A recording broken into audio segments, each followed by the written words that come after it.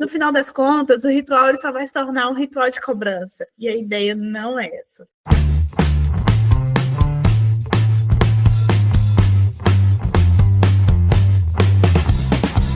Olá, pessoal, sejam bem-vindos aqui à nossa série de entrevistas no canal da Zest Plan Academy. Eu sou a Emanuele Frade, idealizadora desse canal para compartilhar conteúdos. E a gente vai compartilhar com vocês dedinhos batidos na quina, o que eu chamo de nenas. Nós erramos, nós aprendemos. E a lição de hoje, gente, é que a busca pela excelência nem sempre é perfeita, né? A gente tem um caminho de aprendizado e a gente chama isso de melhoria contínua. Então, eu estou aqui com a Laisiane, conhecida como Laise, baiana querida, que tem algumas historinhas para contar para a gente ao longo de toda a jornada dela, onde é que ela bateu mais forte esse dedinho na quina. Qual que foi o aprendizado mais significativo, Laise? Conta para a gente qual que foi o seu código da virada na gestão, na implantação de programas de excelência. Oi, pessoal. Bom, prazer estar aqui, Manu. Falar de gestão é falar de pessoas, né? Então, esse é o maior aprendizado. Não dá para gerir sozinha, não dá para abraçar o mundo, como a gente costuma dizer, mas a gestão ela precisa trabalhar em continuidade com processos, pessoas, e, acima de tudo, a gente precisa fazer as pessoas entenderem que esse processo ele é necessário. Se ele não for necessário, não tem porquê a gente estar olhando para ele naquele momento. Mas o processo de gestão ele precisa ser abraçado e querido, primeiramente, pela autogestão. Se a autogestão ela não entender a necessidade da melhoria ali, naquele momento cujo qual a companhia está inserida, ninguém vai entender. Trabalhar com gestão é a mesma coisa de trabalhar com a mudança e trabalhar com a cultura. Então, a gente vai trabalhar nesses 3 eixos principais, falando assim macramente, que se trabalham e se conversam continuamente, rotineiramente. Então, se eu vou mudar um processo, no momento que eu olho para aquele processo, eu estou olhando para as pessoas que fazem parte dele e eu estou olhando o impacto que aquela mudança vai causar na minha cultura organizacional. Então, esse é o maior aprendizado. Então, não dá para se falar de gestão sem se falar de pessoas, sem se falar da cultura organizacional, porque as pessoas elas fazem parte disso, tá? Independente de nível hierárquico, elas fazem parte desse processo. Então, elas precisam estar inseridas nele. Legal. Então, você diria que a sua grande lição, que foi o código da virada do seu trabalho, que ao implementar um programa de excelência, que é uma busca contínua pela melhoria contínua, né? Ficou redundante, mas vou reformular, que é uma busca pela melhoria contínua, é que a alta liderança, ou seja, né, a diretoria executiva, se for uma empresa que tem um CEO, que tem ali gerentes, eles estejam, né, matriculados nessa ideia de implantar um programa de excelência, porque senão não vai valer de nada se as pessoas quiserem e a alta liderança não estiver junto com você. Você diria que essa seria o grande aprendizado para você? Sim, esse seria o grande aprendizado, mas eu ainda teria um adendo. Não basta só a autoliderança querer. A gente precisa fazer com que todas as pessoas envolvidas nesse processo, elas entendam a necessidade desse processo, elas entendam o ganho, qualquer ganho é ganho, e que isso trará um facilitador dentro do seu dia a dia. Não é mudar por mudar, é mudar com qualidade, buscando ali a melhoria dos seus processos, seja o mínimo ou o macro processo possível. Gente, e essa experiência, Laisiane, agora eu queria apresentar para o pessoal que está aqui nos acompanhando um pouquinho. Quem é a Laisiane? O que a Laisiane já fez? Quais são os grandes projetos que você já implementou, né? Qual que é a sua formação? De onde que você é? Conta um pouquinho quem é a Laisiane, né, que traz toda essa bagagem aí de experiência em melhoria contínua e programas de excelência. Como você falou no início, eu sou baiana, não nego, gosto do meu mar azul ali, que traz a minha tranquilidade, mas sou psicóloga de formação, tenho especialização na gestão de pessoas e RH e também gestão financeira e controladoria, além de gestão de processos e áreas acadêmicas ali que a gente acabou estudando um pouquinho junta, né, Manu? E sou Black Belt de formação. Então, eu tentei olhar para a minha área acadêmica o mais 360 possível para poder entender ali os contextos ao qual eu estava inserindo, buscando uma trilha de carreira voltada para a área de gestão. Normalmente, quando a gente fala, é psicóloga, com certeza é RH. Posso estar, sim, inserida no mundo do RH, mas olhando ali para esse eixo mais estratégico da companhia. Legal, gente. Bom, eu já tenho uma jornada aqui com a Laisiane, mais ou menos uns, 8 anos, Laisi? Uns 7 tem. Quase isso, quase 8. 9 de 2020, né? Por aí, isso, acho. Por aí. Por aí. Então, 6 anos, vamos pensar assim, que eu a conheci, a gente foi se desenvolvendo, como ela comentou, a gente fez um MBA juntas em inovação e metodologias educacionais, o que possibilitou muito essa veia, né, que a gente está trazendo aqui para vocês na Zest Plan Academy, de ensinar e de compartilhar conteúdo, né? Isso ajudou também a aprimorar ali algumas habilidades que a gente tinha no âmbito de treinar pessoas. Quando a gente treina, a gente está engajando pessoas. E aí eu vou entrar num gancho aqui, Laise, que essa mudança de paradigma que envolve pessoas, envolve cultura, envolve apoio da alta liderança, ela sempre é um estigma, né, para as empresas. Eu queria que você contasse para a gente um mecanismo, alguma estratégia que você usou que foi possível ter esse código da virada para engajar pessoas. Então, a gente sabe que implantar um programa de excelência requer essa gestão da mudança. E o que você já fez? Você fala assim, cara, deu muito certo, Manu, a gente não tinha o apoio da alta liderança, a gente não tinha o apoio das pessoas, mas a gente implantou essa sementinha da mudança com esse mecanismo e ele deu certo. Qual foi esse código da virada aí na sua experiência? Falar de mudança, primeiramente, é falar de repulsa, né? Nós, como seres humanos, quando temos uma mudança, a primeira coisa que a gente tem é uma repulsa, uma negação. Então, se for propor algo, a primeira resposta sempre ela vai ser um não. Mas não é só o não que a gente está buscando e a gente está acostumado a ir ali, né, mudar a caixinha de pensamento.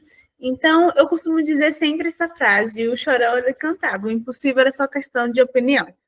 Então, o que eu preciso fazer para trazer aquela pessoa para o jogo, para fazer ela entender a necessidade desse processo?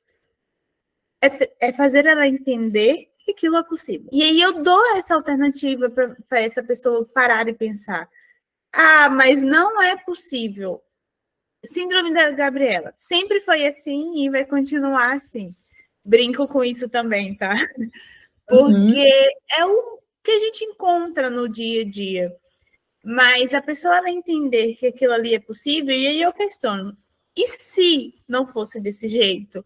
Qual seria o jeito que você faria? Porque isso faz ela pensar em outras possibilidades. E ela começa a perceber que é possível mudar, sim, que aquilo talvez dê certo, que aquilo talvez precise de um olhar. Às vezes não vai ser agregado 100% da forma como você idealizou ali no processo de gestão. Por quê? Porque isso é respeitar a cultura interna da empresa, tá? Então não adianta você chegar com o roteiro fechado e falar, olha, faz assim que vai funcionar. Não faz. Você precisa respeitar o contexto interno no qual você está inserido.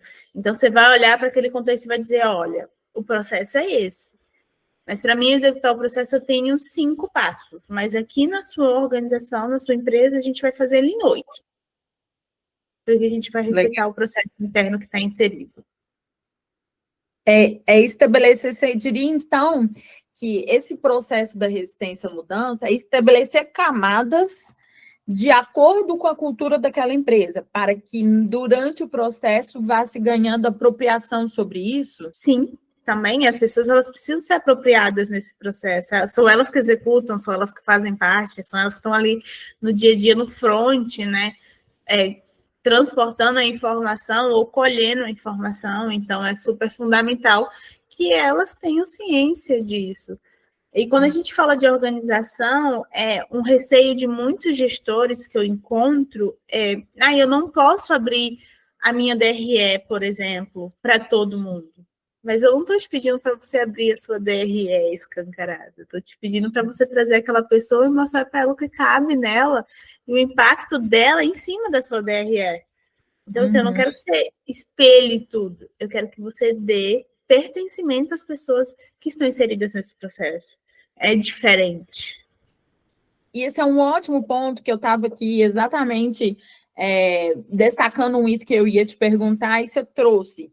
Eu ia te perguntar o seguinte: os rituais de gestão, né, à medida com que eles são executados e que existem indicadores para você acompanhar e ir promovendo, rodando o PDCA, eles contribuem para essa apropriação? Eles contribuem, eles são essenciais no processo, mas aí eu faço uma adenda importante como ponto de atenção. Os rituais de gestão, eles não são rituais para cobrança.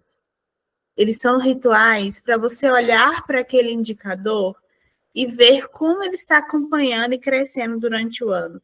Se ele estiver como um ponto deflator, a análise ela precisa acontecer antes desse ritual. A análise da causa raiz ali, do que está impactando negativamente, isso precisa ser feito antes, porque quando você for para o ritual, você já vai entender qual é a sua causa raiz, o que está impactando negativamente e o que está gerando ganho para você ali, subir no seu saving, trazendo melhorias no seu processo. Você precisa ter essas informações prontas. Isso não é para ser analisado dentro do ritual de gestão. Porque o ritual de gestão é para você dar direcionamentos e bater o martelo nos caminhos que você vai seguir, não para você discutir a análise que você precisa fazer antes. Então, é fundamental você entender isso, porque senão, no final das contas, o ritual ele só vai se tornar um ritual de cobrança. E a ideia não é essa. Cara, você foi num ponto espetacular. Eu diria que é um patamar de maturidade, né, da empresa, que se ela começa, para mim esse é o grande código da virada que a gente está falando aqui hoje. Exato. O ritual de gestão não é para cobrança, é para poder fazer a calibração ali do caminho que vai ser feito para ser corrigido aquela rota. Porque você chega no ritual de gestão, e para quem não sabe, gente, rituais de gestão você tem uma gama de indicadores que são eleitos para serem acompanhados, como ou eles podem ser estratégicos, táticos ou operacionais, vai depender do nível que aquele ritual está sendo realizado. E para chegar lá, você já tem que estar com minimamente um FCA, que é um fato causação, é uma ferramentinha de gestão, como ela contou, né, gente? Ela é Master Black Belt, certo, Laise? Isso, Black Belt. Ela conseguiu me passar, tá, gente? Estudou tanto, a gente estava me competindo, eu parei no Black, eu falei, não, já chega.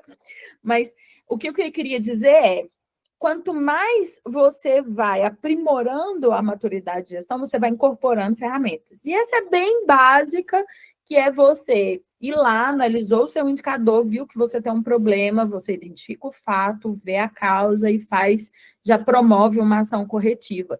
Isso é para problemas pontuais. Problemas mais abrangentes e mais sistêmicos, você vai abrir mais caixas de ferramentas para fazer análise. Mas o gestor, gente, ele tem que chegar no ritual com essa análise feita, entendendo onde é que está aquele desvio e já propondo soluções.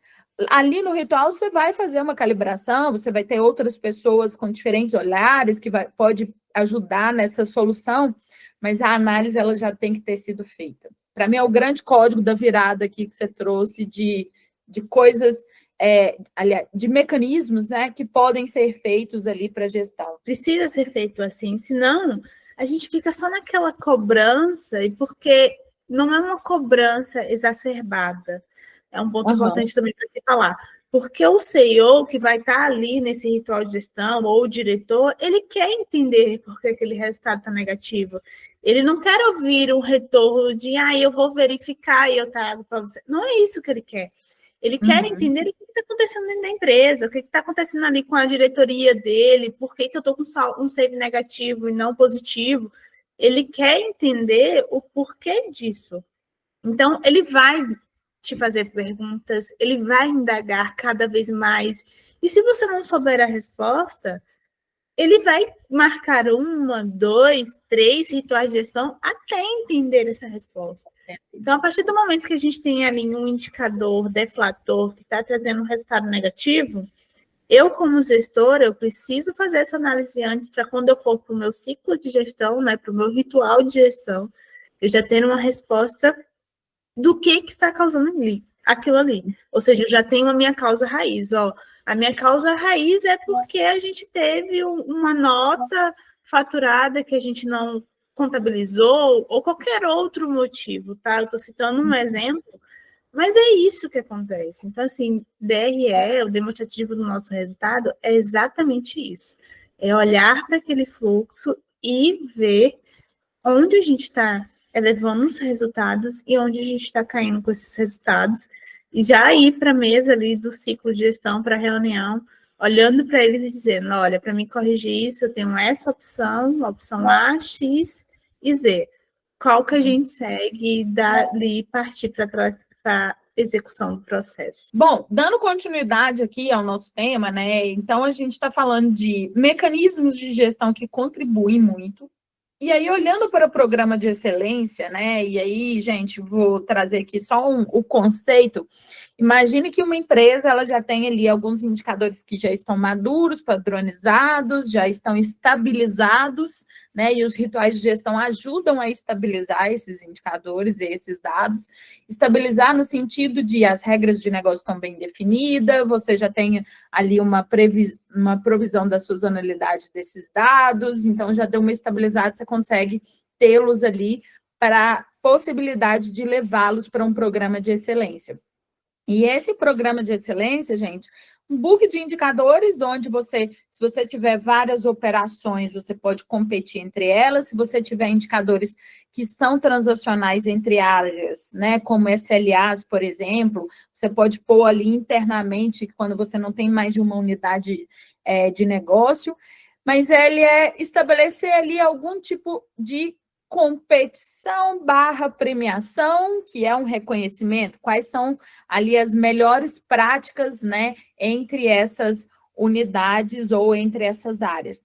E a minha pergunta para você é, na sua experiência, nesses quase aí 8, 7 anos, né, conduzindo programas de excelência, qual foi um resultado incrível, surpreendente, que trouxe ali, seja ele em experiência, seja ele em resultado financeiro, em satisfação do cliente, em impacto social. Eu sei de umas histórias aí que que eu posso extrair de você por acompanhar essa jornada.